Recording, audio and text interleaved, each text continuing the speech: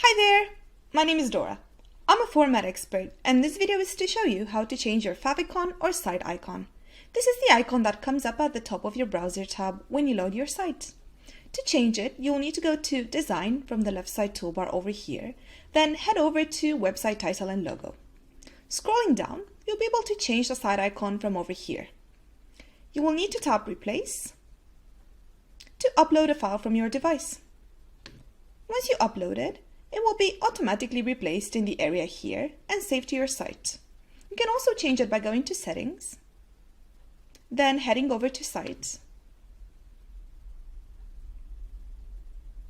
where you can change it from the site icon here. You can tap the Change Icon button here to replace it, or reset it to Format's default.